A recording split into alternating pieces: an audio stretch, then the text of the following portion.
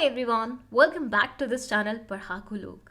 My name is CS Payal Popli and हम पढ़ रहे थे क्लास 12th का बिजनेस स्टडीज़ का NCERT बुक. इसमें हम 3 चैप्टर्स ऑलरेडी फिनिश कर चुके हैं और आज इस वीडियो से हम शुरुआत करने वाले हैं हमारे 4th चैप्टर की, जो कि है प्लानिंग. अभी तक मैं एक्सपेक्ट कर रही हूँ कि सारे स्टूडेंट्स ने तीनों चैप्टर की वीडियोस देख ली हैं, लेकिन अगर कोई भी ऐसा स्टूडेंट है जिसने वीडियो नहीं देखी है या कोई वीडियो स्किप हो गई है तो प्लेलिस्ट का लिंक दिया हुआ है डिस्क्रिप्शन बॉक्स में, जाके देख लीजिए. चलिए अब बात करते हैं कि आज की इस वीडियो में हम क्या पढ़ने वाले हैं. इफ़ यू रिमेंबर, मैंने फर्स्ट चैप्टर मैनेजमेंट में आपको मैनेजमेंट के 5 फंक्शंस के बारे में बताया था और साथ ही साथ आपको ये भी बताया था कि ये सारे फंक्शंस पे बेस्ड चैप्टर्स हैं. मतलब planning, organising, staffing, directing, controlling, सब पे अपना अपना इंडिविजुअल चैप्टर बना हुआ है. तो फर्स्ट फंक्शन जो है मैनेजमेंट का, प्लानिंग, उससे हमने शुरुआत की है. और शुरुआत करनी है तो ऐसे करें कि पहले प्लानिंग का मतलब ही समझ लें. भाई प्लानिंग के बारे में कोई भी डिटेलिंग, उसकी प्रोसेस, उसका इंपॉर्टेंस, उसका रेलेवेंस तब तक अच्छे से समझ में नहीं आएगा जब तक कॉन्सेप्ट क्लैरिटी नहीं होगी कि प्लानिंग होता क्या है. तो आज इस वीडियो में मैं आपको सिर्फ और सिर्फ प्लानिंग का मतलब बताने वाली हूँ, एग्जाम्पल्स देने वाली हूँ, ताकि आपके पास बहुत सारा कंटेंट भी हो जाए लिखने के लिए पेपर में and at the same time आपकी कॉन्सेप्ट क्लैरिटी फुल ऑन हो, ताकि कोई भी डाउट आपके दिमाग में ना रहे इससे रिलेटेड. ठीक है, तो चलिए फिर शुरू करते हैं.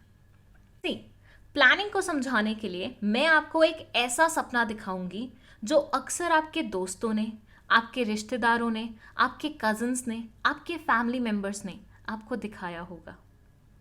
अब आप सोच रहे होंगे ऐसा कौन सा सपना है भाई? तो वो सपना है गोवा चलने का.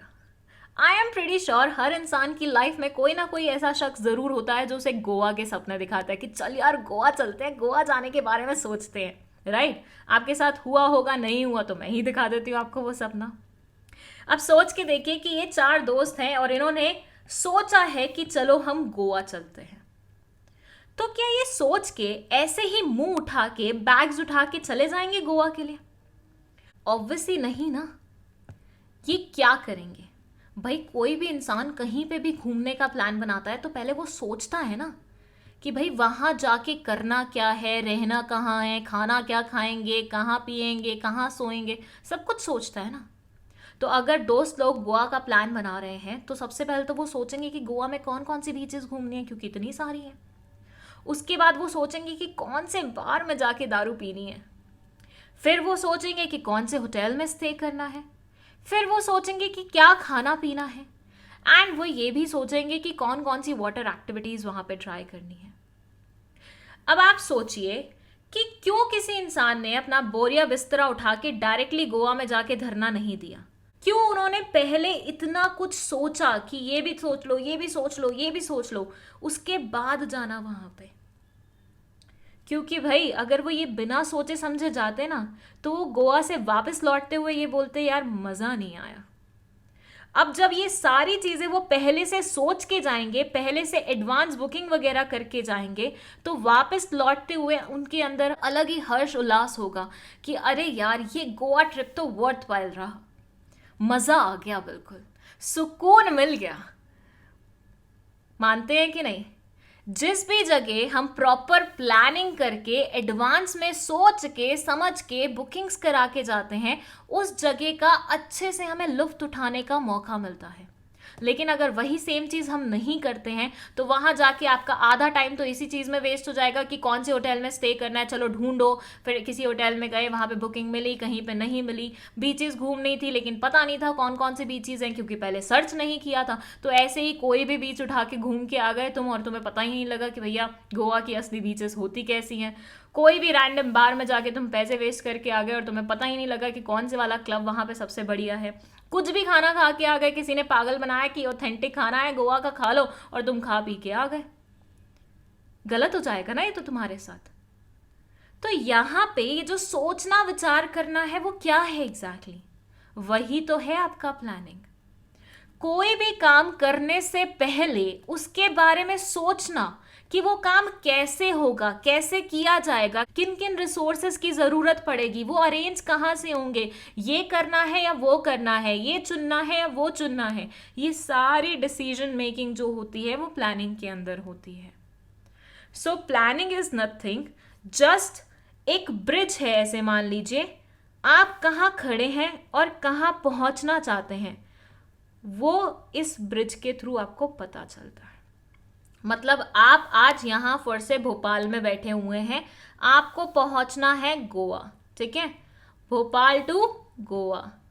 तो प्लानिंग आपका ये ब्रिज है जो आपको भोपाल से गोवा अच्छे से पहुंचाएगा, ताकि आप गोवा ट्रिप अच्छे से अपनी बना सके। सेम चीज ले लीजिए यहाँ पे, आपने क्या ऐसे ही मुंह उठा के कॉमर्स ले लिया? कुछ सोचा नहीं कि आगे सीए करना है, सीएस करना है, सीएमए करना है, लॉयर बनना है? सोचा होगा ना। पहले तुमने सोचा कि मुझे ये चीज अचीव करनी है, उसके बाद तुमने अपना पाथ चुना, और चुनने के बाद तुमने कॉमर्स ले लिया। तो प्लानिंग में सबसे इंपॉर्टेंट जो होता है वो होता है ऑब्जेक्टिव सेट करना, कि भाई पहले सोच लो तुम्हारा एम क्या है। गोवा घूमना है मजे से, गोवा में मस्ती करनी है, दैट्स आवर एम। कॉमर्स लेके सीएस बनना है, दैट्स आवर एम। अब बनेंगे कैसे, पहले से उसके बारे में सोचना। कॉमर्स लेके बनेंगे, ये करेंगे, वो कोचिंग क्लास ज्वाइन करेंगे, वहां जाएंगे, ये करेंगे, ये बुक पढ़ेंगे, वो बुक पढ़ेंगे। तो ये तुम्हारी क्या हो जाएगी, प्लानिंग हो जाएगी। तो कहाँ तुम रीच करना चाहते हो, दैट्स योर ऑब्जेक्टिव। कहाँ तुम अभी खड़े हो, दैट्स योर प्रेजेंट सिनेरियो। और इससे लेके यहाँ तक की जर्नी तुम्हारी प्लानिंग की कहलाती है।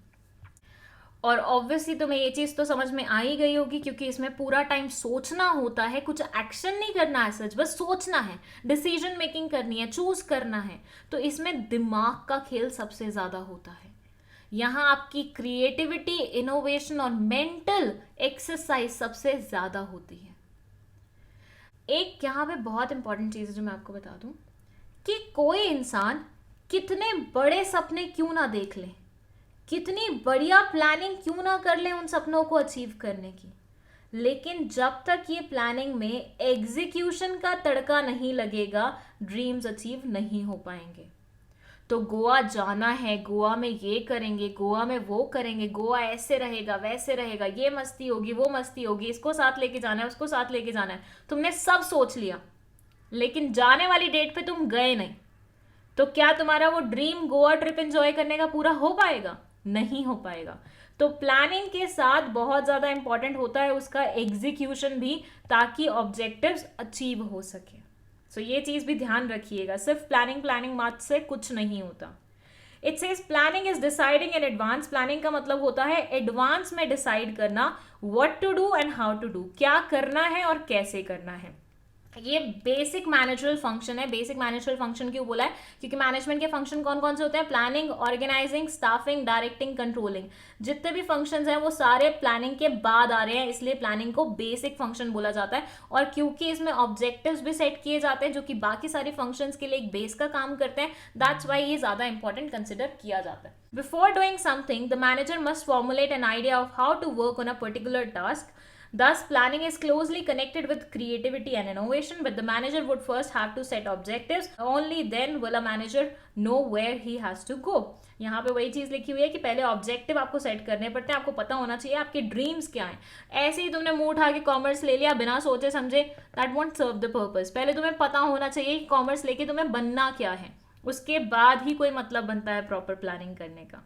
ठीक है, तो अगर बेसिक वे में बोलूँ तो प्लानिंग कुछ नहीं है, एडवांस में सोच के रखना है कि क्या करना है, कैसे करना है, कहाँ पहुंचना है, कैसे पहुंचना है, ताकि जब तुम एक्चुअली पहुंचने के लिए निकलो तो तुम्हें पता हो कि कौन सी डायरेक्शन में जाना है।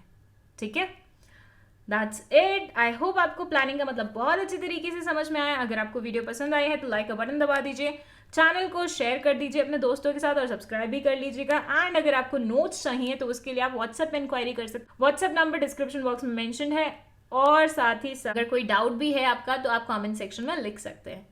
That's it. Thank you so much for watching this video.